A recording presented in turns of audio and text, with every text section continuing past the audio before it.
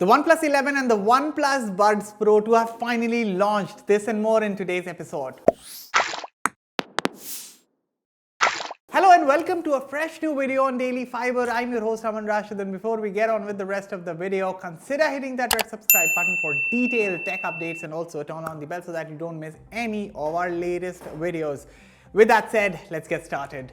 The OnePlus 11 and the OnePlus Buds Pro 2 have finally launched, and yes, I know this is the China launch and not the India launch, and the India launch is still a month away, but still this is exciting news. Now, what do we know about the OnePlus 11? Well, most of the rumored specs have come true. So the OnePlus 11 is powered by the Snapdragon 8 Gen 2 processor. There's a triple rear camera at the back, Hasselblad tuned cameras, 50 megapixel main rear camera, IMX 890 OIS camera.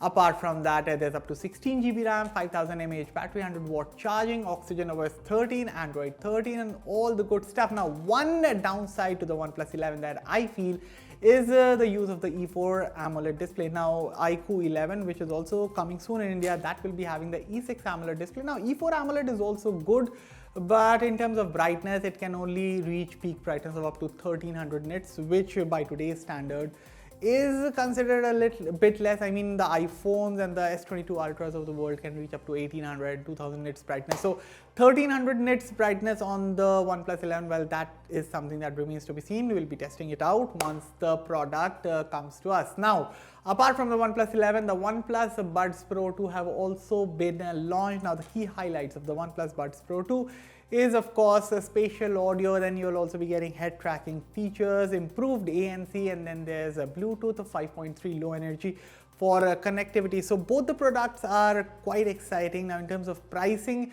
the OnePlus 11 starts at 3,999 Chinese yuan, which is roughly what, 48,000 rupees, while the OnePlus Buds Pro 2 are priced at 899 Chinese yuan, which is roughly 11,000 rupees. But expect the Indian prices to be higher than the Chinese variants.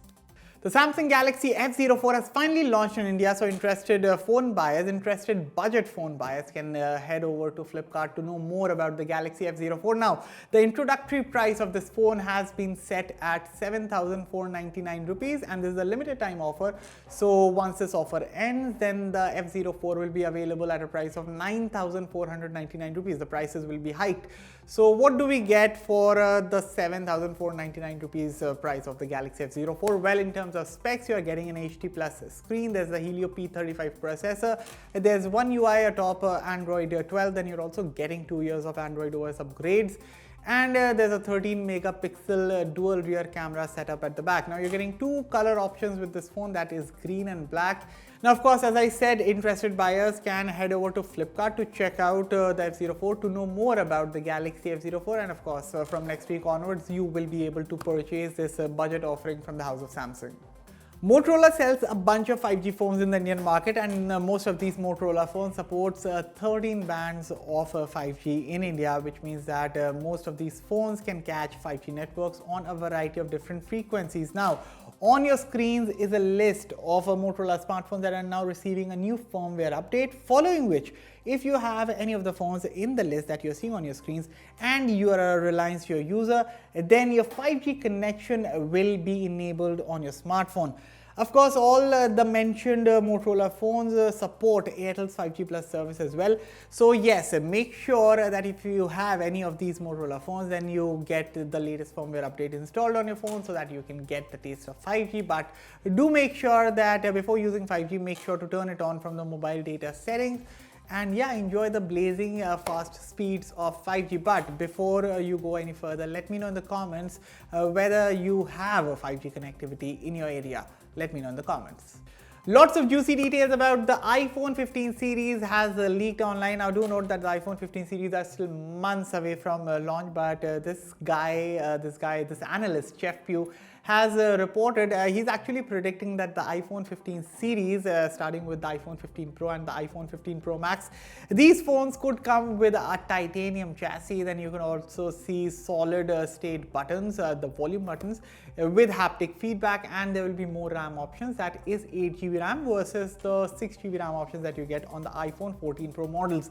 Now, in terms of screen sizes, he's predicting that the Pro model will get 6.1 inches and the Plus and Pro Max max model will be getting 6.7 inches. So similar to current iPhone 14 sizes. And he's also predicting that all the iPhone 15 models will be having a USB Type-C port for charging. Of course, these are all predictions on his part and nothing has been officially confirmed by Apple yet. We don't know whether the Galaxy S22 FE is coming or not. I mean, it is being tipped that the phone will be launching this year, but when will it launch, or if it will launch, that is something that remains to be seen. But if you have been interested in the Galaxy S21 FE, yes, the fan edition phone still lives. The S21 FE is still available, and right now it's selling for a discounted price. So anyone who's been eyeing the Galaxy S21 FE for a long time, well, this is the right time, as Flipkart is offering the phone for 39,999 rupees, which is a solid discount from its official price. And for those who don't know, the S21 FE brings all the flagship experience of the Galaxy S line with a not so flagship price. So of course, if you want to go for the smartphone, you can just go and buy this affordable flagship from Samsung. And if you have an old phone to exchange, well, an eligible device can get you a further discount of up to 21,400 rupees, and for that sort of money, well, the Galaxy S21 FE makes a lot of sense. And with that, we have reached the end of this episode. So what are your thoughts about today's episode? Let me know in the comments, and as always, for all the latest in tech, stay tuned to Fiiber. I'll catch you all in the next one. Thank you for watching.